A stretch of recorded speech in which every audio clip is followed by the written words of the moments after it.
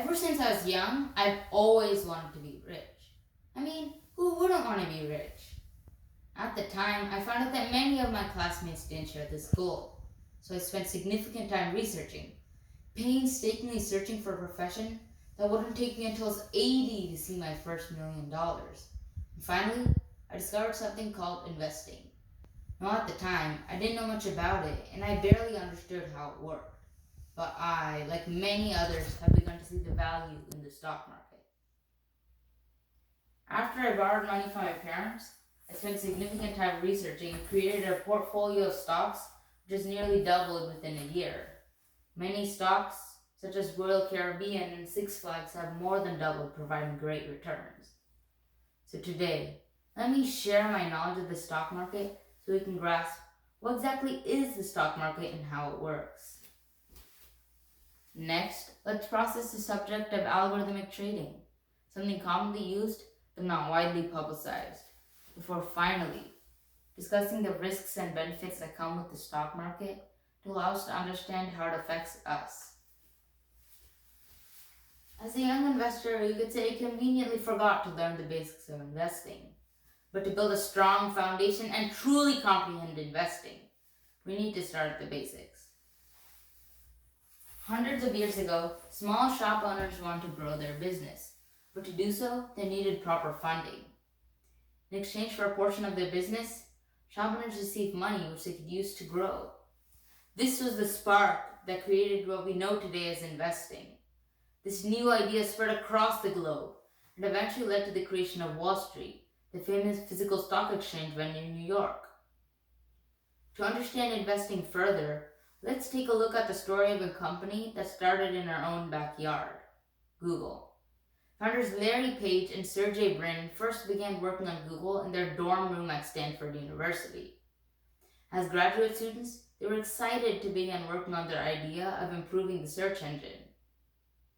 After a year of hard work, they managed to raise $1 million from family and friends and set up a shop.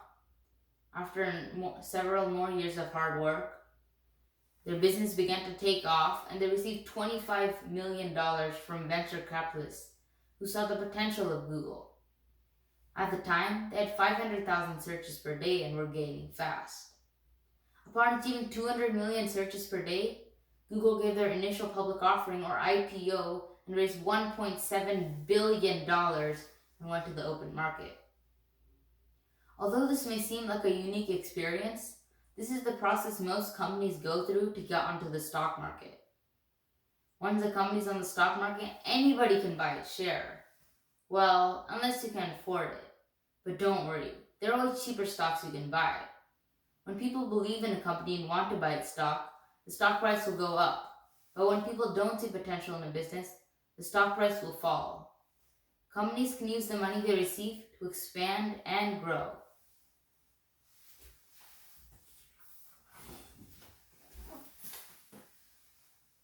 In the 1950s, a new practice was implemented, algorithmic trading. With some of the first high-speed computers, people began to see they could trade far more efficiently with it. This practice utilizes programs to assess the stock market and make purchases at high speeds. Certain values such as PE ratio and beta are also used to make decisions. Noticing this opportunity, large firms began adopting this strategy, and currently 80% of the stock market is controlled by machines. Algorithmic trading holds many advantages over typical manual investing. To understand these advantages, let's take a look at the story of a 19-year-old millionaire named Manish Gupta. Manish became interested in the stock market when he was 16. He invested $10,000 but lost all of it due to his poor investment choices. He learned his lesson and spent significant time learning new strategies and building new strategies. As a high schooler, Manish was not able to spend significant time focusing on stocks. He inputted his new strategies into a technical analysis software program called Ami Broker.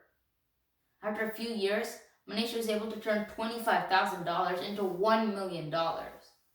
This incredible success of turning a high schooler into a millionaire is due to the efficiency of algorithmic trading. These programs made it so Manish wasn't tempted to fall prey for poor investment choices.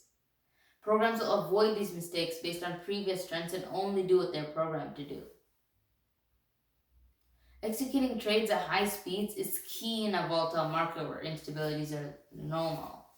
With algorithms, stocks can be bought at their lowest point and sold at their highest point, making for the greatest returns. Unfortunately, there are always setbacks to such technology. Algorithms rarely beat index funds, a safe stock replicating the financial market. Only about 20% beat the market. Programs have to be customized to fit your needs, which can be time-consuming. Additionally, malfunctions in the program can take weeks to identify and correct.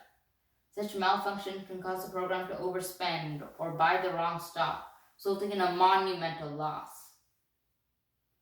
When machines control large quantities of stocks, trading can also cause extreme volatility. This volatility causes small and individual investors to suffer immensely. Without properly understanding the peril and how to invest, people decide to attempt it. They hear about a seemingly simple strategy and decide to implement it. They hear about a great company and decide to pour money into the stock, but it doesn't work. As a result, 90% of investors lose money in the stock market. Even more surprisingly, only about 1% of day traders consistently make money. Even more surprisingly, people who make mistakes in the stock market generally continue to invest without even correcting their mistakes. They hear about a great company and make mistakes based on what they hear. Such misinformation surrounding stocks can cause people to get involved in things that will provide no real returns or gains, sometimes even resulting in lifelong financial losses, such as the case was with the GameStop stock. We all know about the GameStop fiasco. About a month ago, the GameStop stock began to rise at an uncontrollable and extreme rate. Fueled by media, amplified by bots, middle-class and lower middle-class families began to invest in GameStop. They hoped to make quick money or were just influenced by the media.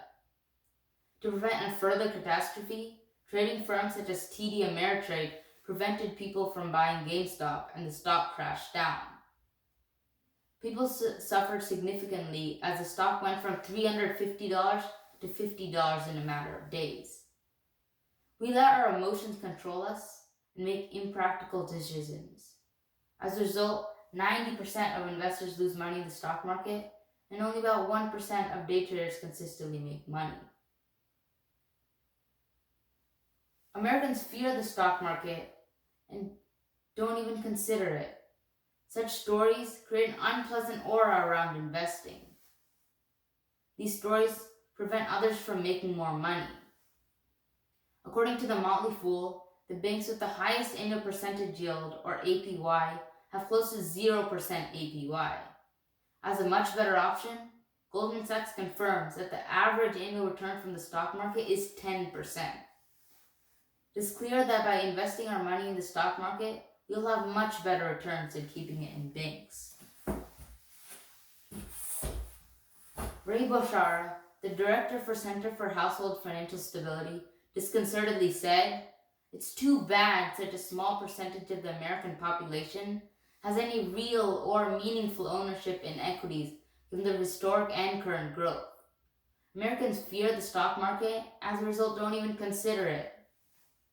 Warren Buffett, the renowned investor, repeatedly articulates that the risk in investing is created by not understanding what we are doing.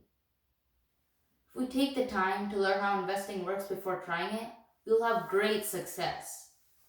Investing our time to learn the fundamentals will give us a clear edge over others and shield us from performing mistakes.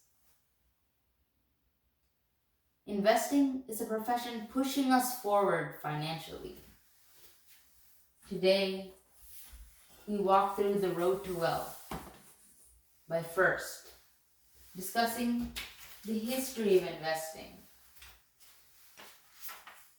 then looking at the two main ways we invest, before finally clearing any surface level misconceptions that have been created about investing. By learning how the stock market works, we built a strong foundation. By learning the techniques large firms use, we are able to predict certain patterns and trends. By implementing trading with previous preparation, we can avoid the bears in investing, although taxes are a tough one, and ride with the bulls on our roads to wealth. Thank you.